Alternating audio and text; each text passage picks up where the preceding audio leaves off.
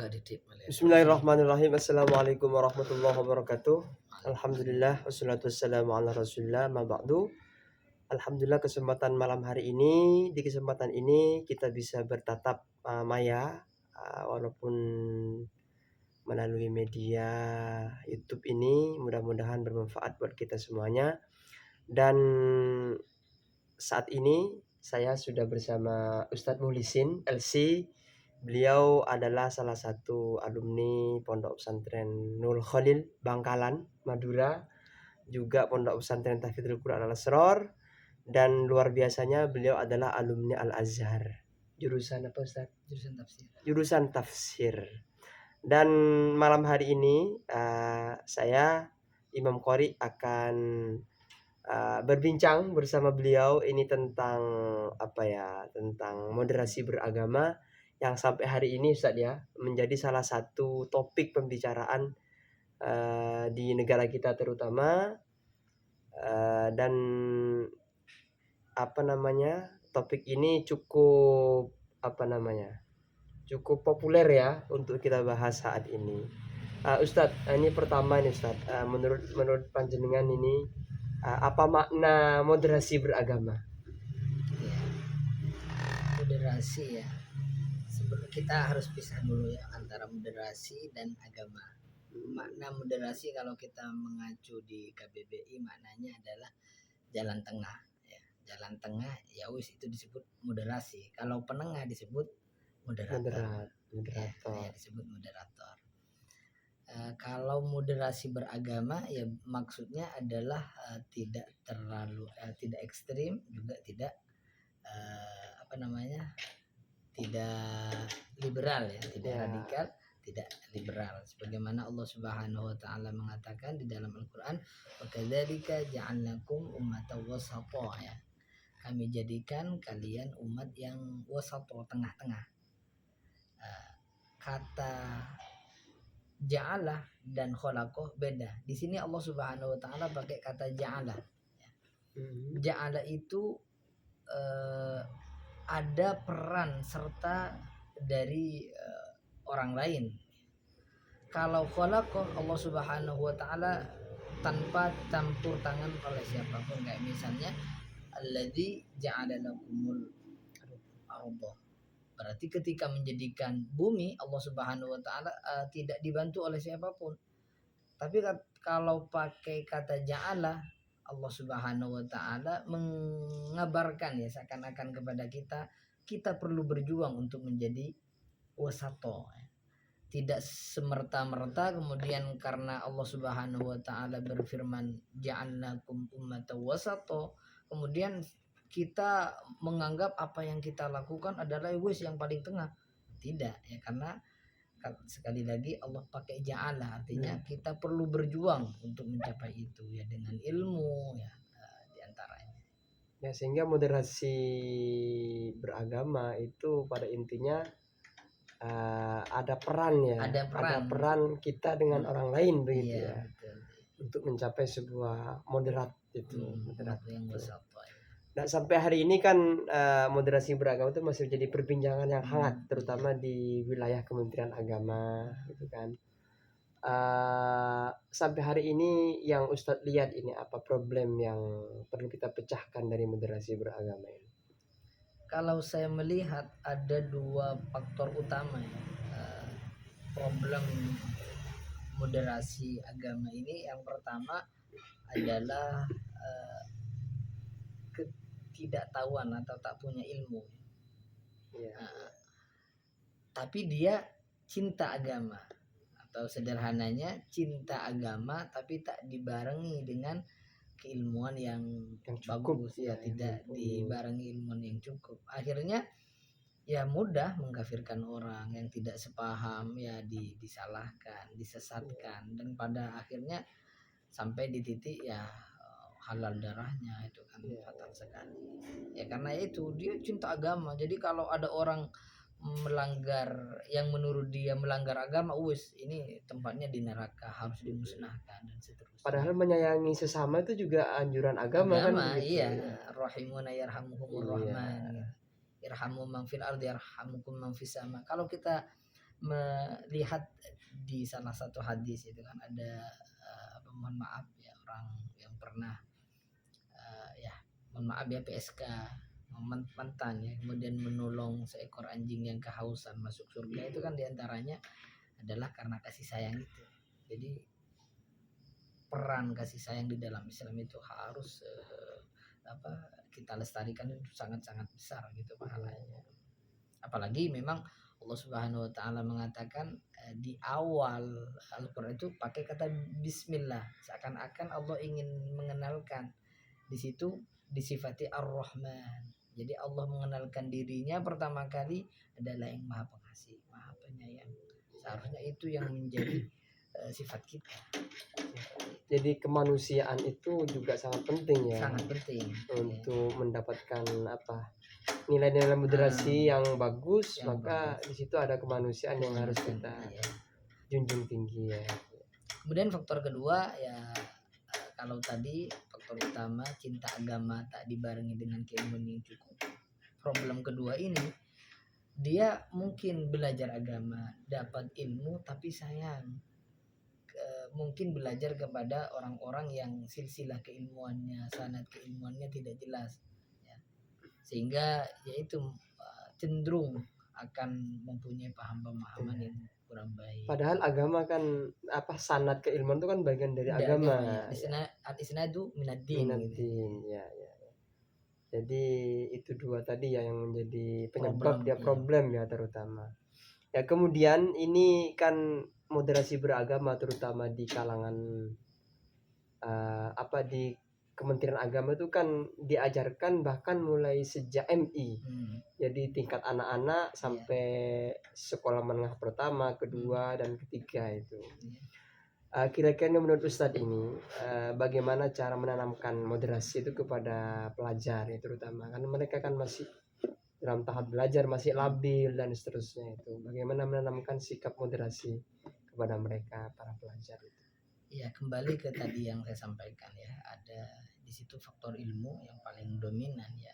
Ya harus memberikan ilmu yang cukup kepada mereka. Ya tentu adalah sikap kita sebagai pembimbing utamanya, bukan hanya ceramah terus, tapi juga ada sikap kita yang mencerminkan moderasi gitu.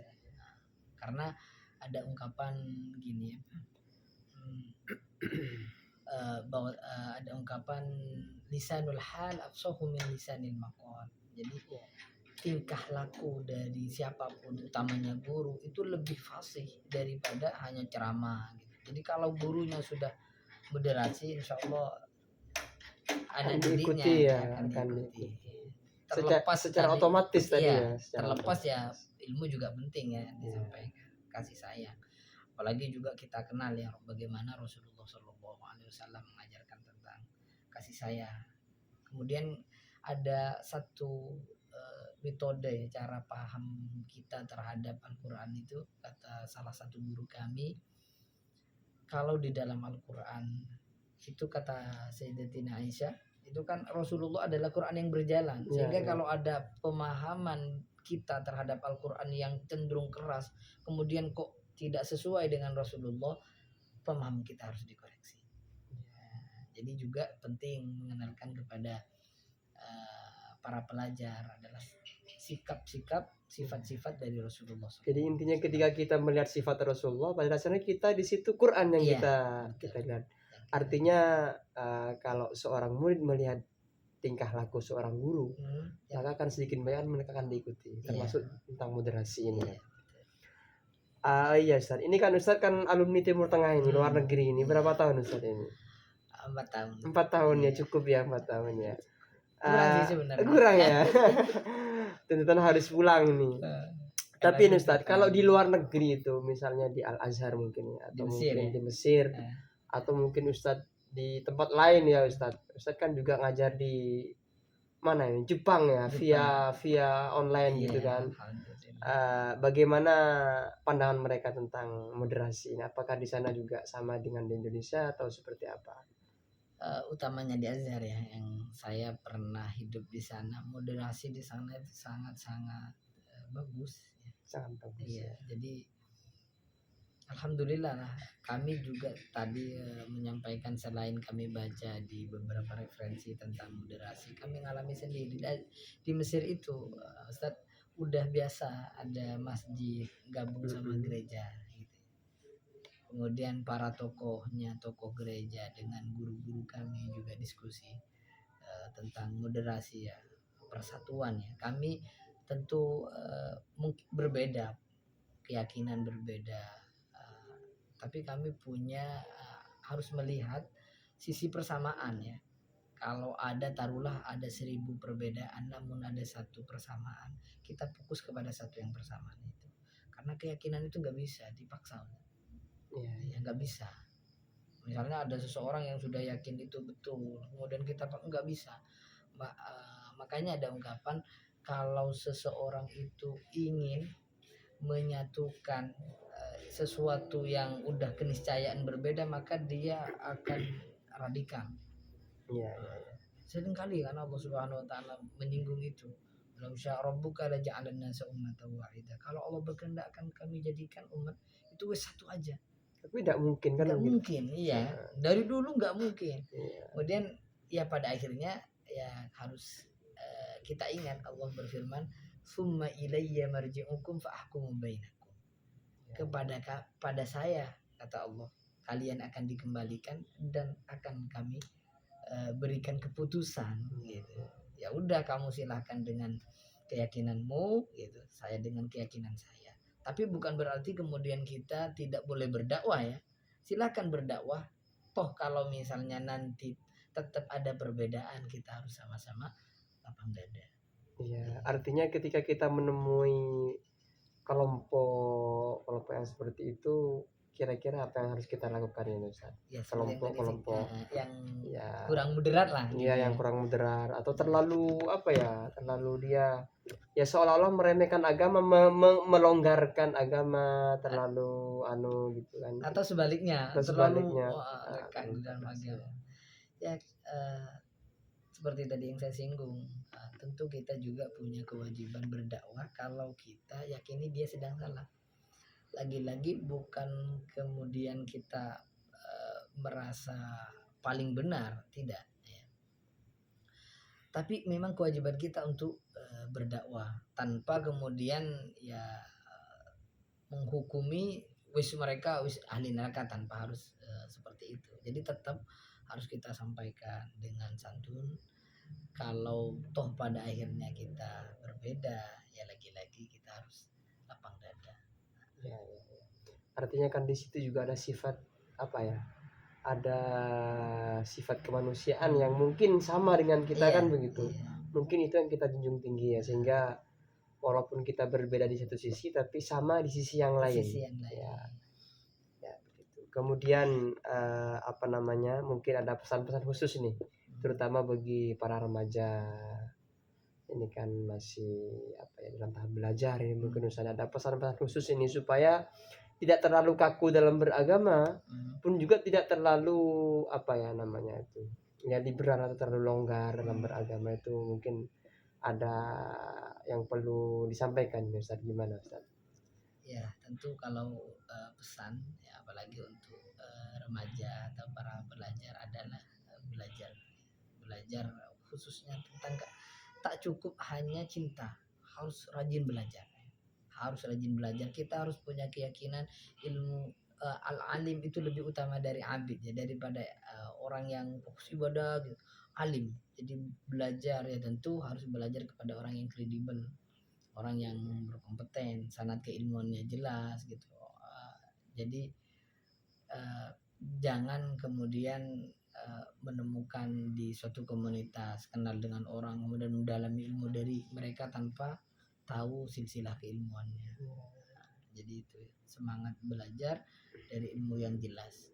Dan kalau bisa ya runut keilmuannya, jangan nyopot sana nyopot sini. Biasanya mohon maaf ya, kalau cuma nyopot di Google misalnya, di YouTube tanpa mengkaji dari referensi yang jelas, itu cenderung mohon maaf ilmunya acak-acakan gitu.